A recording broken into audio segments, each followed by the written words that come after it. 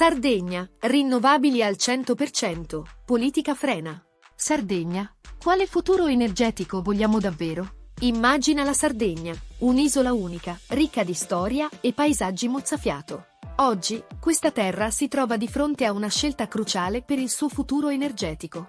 Da un lato, un accordo tra governo e regione, guidata da Alessandra Todde, prevede l'arrivo del metano, definito un passaggio transitorio per dire addio al carbone entro il 2030. 2 rigassificatori galleggianti a Porto Torres e Cagliari sarebbero parte di questo piano, pensato anche per alimentare il polo industriale dell'alluminio del Sulcis, un settore che consuma molta energia.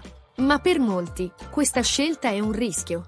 Si teme che possa danneggiare il paesaggio sardo senza portare veri benefici ai suoi abitanti. Ci si chiede, la Sardegna rischia di diventare una piattaforma energetica per l'Italia, ma a vantaggio di chi?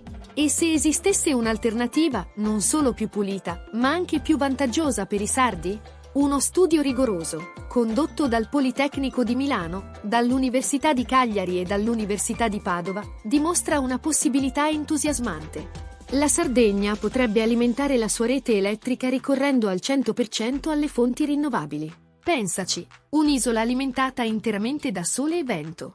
Secondo questo studio, commissionato dal Coordinamento Fonti Rinnovabili ed Efficienza Energetica, FRI in collaborazione con il Consorzio Italiano Biogas e Italia Solare.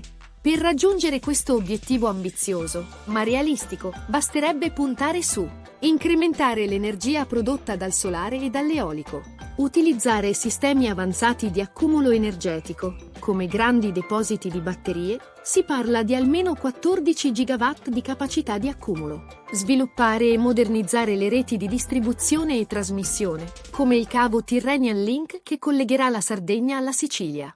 E i benefici?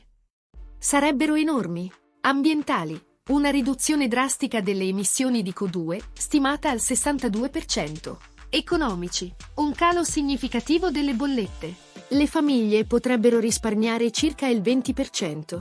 Mentre per il polo industriale del Sulcis il risparmio sul costo dell'energia potrebbe arrivare addirittura al 57%. Il prezzo dell'energia elettrica potrebbe scendere da circa 108,30 € MWh nel 2024 a 66,4 € MWh nel 2030. Indipendenza, non sarebbe necessario ricorrere a nuove infrastrutture basate sui combustibili fossili. L'uso del metano liquido potrebbe essere limitato, dopo il 2030, solo per alcuni usi industriali specifici, mentre per il riscaldamento civile si userebbero principalmente le pompe di calore alimentate da rinnovabili.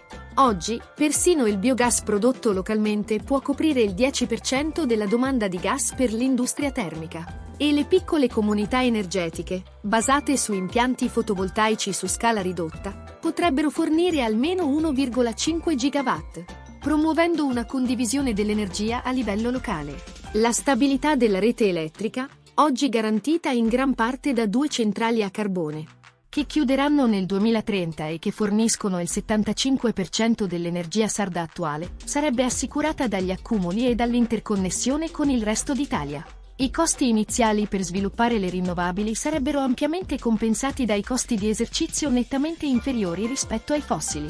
Tuttavia, non è solo una questione tecnica. La transizione energetica è una scelta profondamente politica.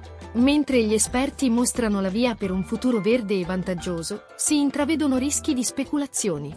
Maxi impianti, progetti poco chiari e norme regionali che sembrano favorire i grandi gruppi a discapito delle comunità locali. I comitati sul territorio sono preoccupati e denunciano. Stanno svendendo il paesaggio per un modello che non porterà vantaggi ai sardi. Evitare di trasformare le attuali centrali a carbone in impianti a metano è cruciale per non generare costi inutili per cittadini e imprese. Possiamo davvero decarbonizzare senza devastare, innovare senza centralizzare e produrre energia senza che la Sardegna diventi una colonia energetica?